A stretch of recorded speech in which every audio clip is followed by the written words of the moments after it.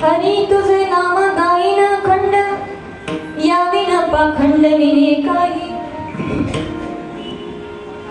अंतरी विश्वास अखंड नामाचा काया मने वाचा ह्याची देई। या ठिकाणी परम पावन मंगलमय पवित्र अशा संत श्री शांताराम महाराजांच्या या समाधीच्या पुण्यक्षेत्रामध्ये संत आणि भगवंतांच्या परमकृपा आशीर्वादाने तुकाराम बीजानी नाथ षष्टीच्या परम पवित्र अशा या पर्वकाल निमित्ताने दरवर्षीप्रमाणे आयोजित केलेला अखंड हरिनाम सप्ताह आणि आज आपल्या सप्ताहाचा 7वा दिवस आहे। 7वा दिवस म्हटलं का येऊ द्या, मागायचं असतं काहीतरी मागायचं असतं।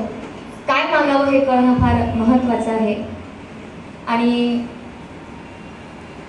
त्या दिवशी प्रयागला आम्ही जेव्हा चाललो, अचानक माझ्या लक्षात आलं, म्हटलं आपल्याला याला एअरपोर्टला खूप टाइमपास करावा लागेल, आणि सकाळी 5 वाजताच मी इथे पोहोचली ठाण्याला।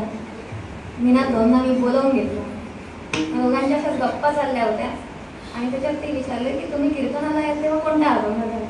म्हटलं इतक्या आधी तर मी कधी अभंग ठरवत नाही। म्हटलं की जेव्हा कीर्तनाला जायला गाडीत बसते तेव्हा मालिका काढते आणि सद्गुरूंना विचारते तुम्ही आज काय ऐकवणार आहात?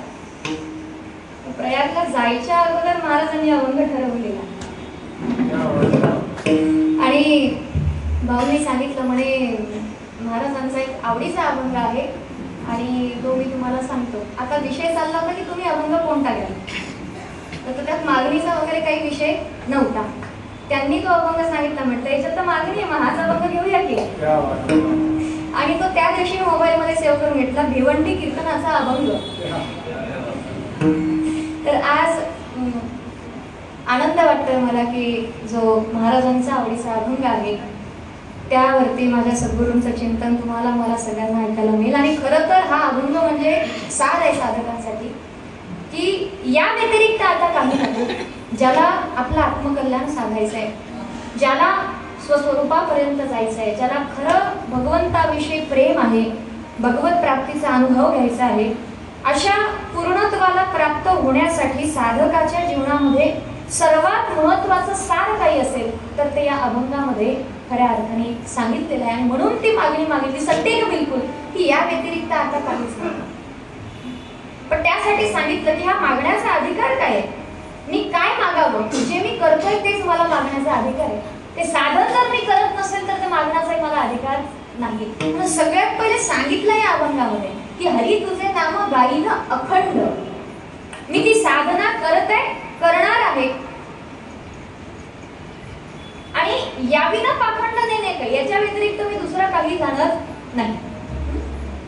म्हणून मग आता एकच कर की अखंड माझ्या मनात त्याच नामाचा विश्वास दे आणि काया वाचा मनसा माझ्याकडनं ते साधन करून घे।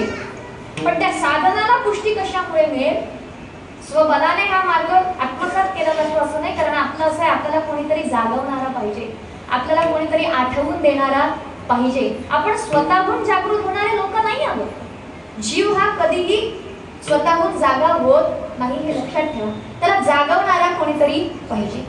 आणि म्हणून त्या ठिकाणी त्या जागवणाऱ्यामध्ये कोण एक संत आहेत जे नेहमी करता जागवण्याचं काम करतात। उठा जागे भारे आता स्मरण करा पंढरीनाथ, भगवत नामासाठी जागवणारा कोणी असेल तर तो महात्मा आहे। आणि म्हणून मग शेवटी सांगितलं की आता द्यायचं असेल तर फक्त संतांचा संग दे, जेणेकरून तुझ्या नामामध्ये हे मन रंगून जाईल, अर्थात मनामध्ये तुझ्या नामाचा रंग भरेल।